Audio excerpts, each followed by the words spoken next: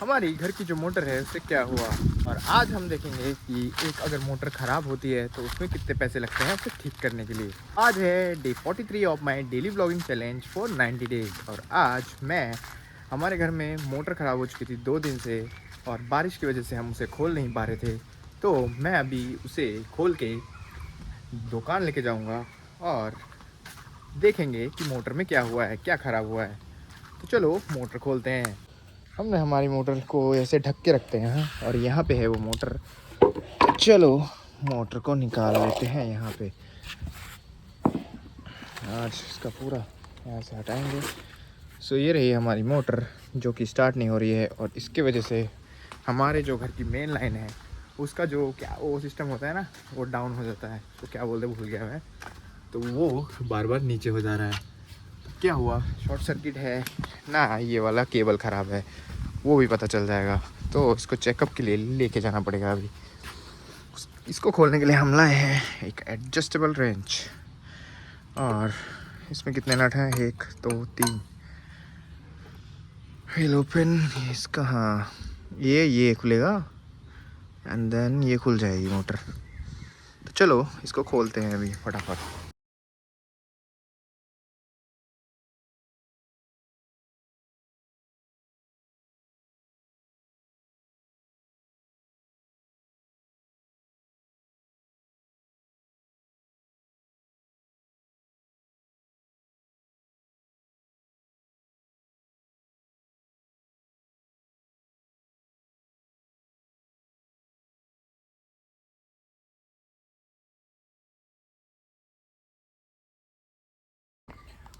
तो भाई मोटर को हमने खोल लिया है और अब हम इसको ले जाएंगे दुकानदार के पास, मतलब मैकेनिक के पास, और देखेंगे कि क्या हुआ है मोटर में, जल गई है क्या और कितने रुपए लगेंगे इसको ठीक करने के लिए।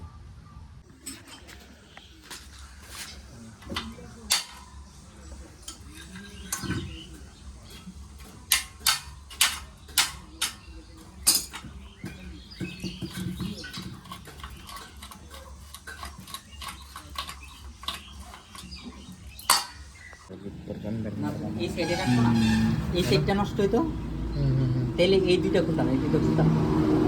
এই সাইডে আসছে তো, আমার এই দুইটা না খুললে তো আমার এখানে বানাইতে পারবো না। আর এটা যদি বানাই, ধরো এটা তারের সাথে এটা তার মিলবে না, আমার আর এই দুইটাও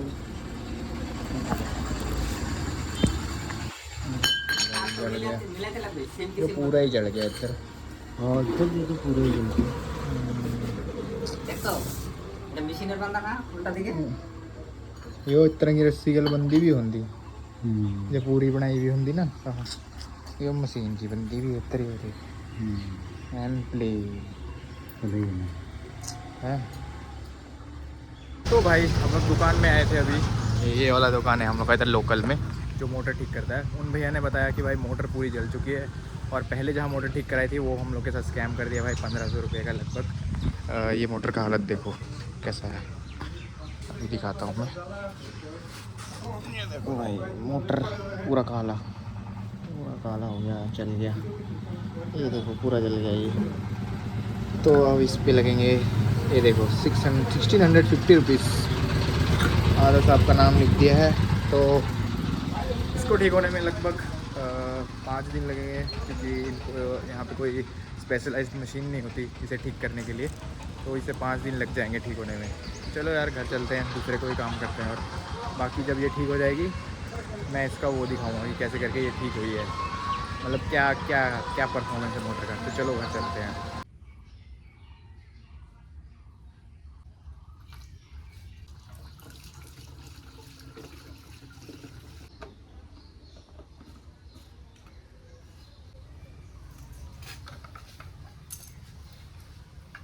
तो मैं आ चुका हूँ भाई।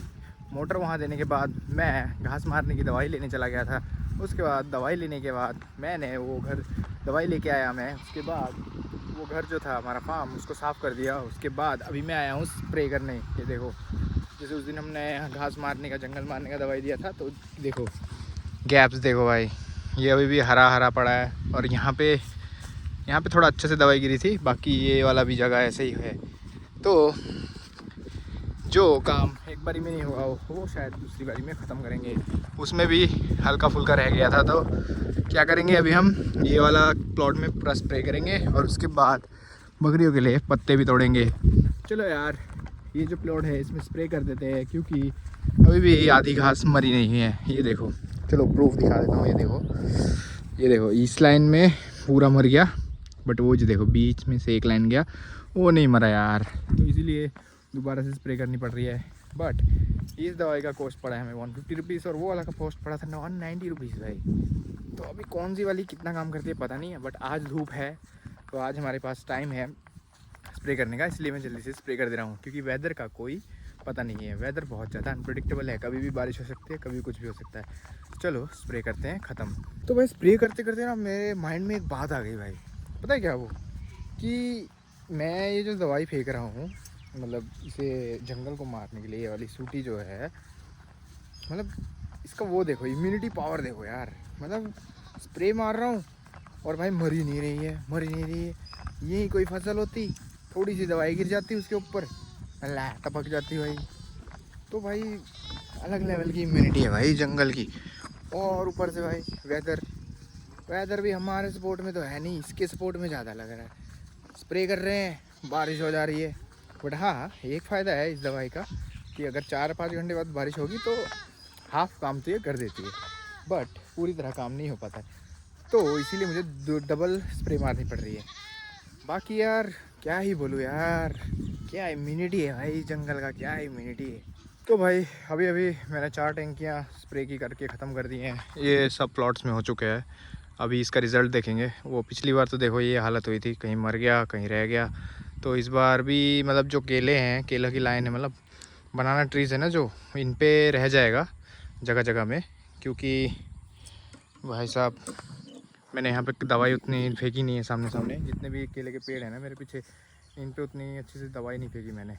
बाकी ये जो है ना, ये वाला प्लॉट रह गया है, इसमें जगह जगह जहाँ पे नहीं हुआ था। और 5वां पंप हम तब करेंगे जब यहाँ पे क्लियर हो जाएगा और ये जो केले के पेड़ हैं इनके सामने जब घास रह जाएगी तब होगा कि हम 5वां पंप का स्प्रे करेंगे यहाँ पे। तो हमारे 4 टैंकी पंप स्प्रे करना ख़त्म हो चुका है और मुझे अभी पराली भी अंदर करनी है फार्म के, और दिन ढल रहा है और घास भी लानी है। मेरे मोबाइल में चार्ज भी नहीं है, तो भाई अभी क्या करना है कि ये वाला अपना स्प्रे का काम हो गया, उधर चारा लाने का काम बचा है, चारा ला के अपन नहा लेंगे, बाकी पराली अंदर करने का काम बचा है। इतने सारे काम है भाई, अकेले करते करते ना समय का भी पता नहीं चलता है। अभी जैसे मैं काम कर रहा हूँ इस टाइम में काम करते करते भाई कब 2-3 घंटे निकल जा रहे हैं कुछ पता नहीं चल रहा है भाई, क्योंकि अकेले पानी भरना, अकेले दवाइयाँ लाना, मिक्स करना, फिर पंप लेके आना उठा के और फिर घर लेके जाना, ऐसे करते करते बहुत टाइम गुजर जाता है और समय का पता ही नहीं चलता है। हम लोग जिस दिन काम करते हैं और काम करते रहते हैं ना, तो टाइम ऐसे निकल जाता है भाई कि जैसे कि रेल हो भाई, जैसे हमारे सामने से रेलगाड़ी निकल जाती है ना फाटक के सामने, वैसे ही भाई। तो और मुझे क्या करना चाहिए ये घास वास को प्रिवेंट करने के लिए अपनी लैंड में? Let me know in the comments भाई, मुझे बताओ कि मुझे क्या करना चाहिए इसको घास वास को प्रिवेंट करने के लिए। बाकी एकमात्र स्प्रे ही हमारे यहाँ तो उपाय होता है भाई, या फिर खेत में ट्रैक्टर चलवाना है, फिर ट्रैक्टर से मतलब रोटावेटर मरवा दो तब ठीक रहता है। बाकी रोटावेटर हमारे यहाँ भी घुस नहीं सकता, ये रास्ते हमारे चारों तरफ से बंद है और इस तरफ तो भुट्टा है, मक्का है। जब तक मक्का नहीं कटेगा तब तक तो भाई यहाँ पे ट्रैक्टर घुस नहीं सकता, तो स्प्रे से ही कंट्रोल करना पड़ेगा, नहीं तो ये बीज आ जाएगा इस पर और भाई अगली बार इससे भी ख़तरनाक लेवल पे होगा ये। और यहाँ पे हम लोग को बीटल नट ट्रीज़ लगाने हैं इस वाले प्लॉट पे, 2 बीघे के प्लॉट पे, 2 से ज़्यादा ही है, तो 2.5 बीघा है। 2.5 बीघा के प्लॉट में हमें बीटल नट ट्रीज़ भी लगाने हैं और बाकी इनक्यूबेटर्स एंड ऑल। तो सजेस्ट मी कि मुझे और भी क्या क्या करना चाहिए अपने व्लॉग्स में, और मुझे अपने बोलने के स्टाइल में कुछ चेंज करना चाहिए कि नहीं। और क्या है भाई, खाते पीते रहो, अच्छा खाओ, स्वस्थ रहो।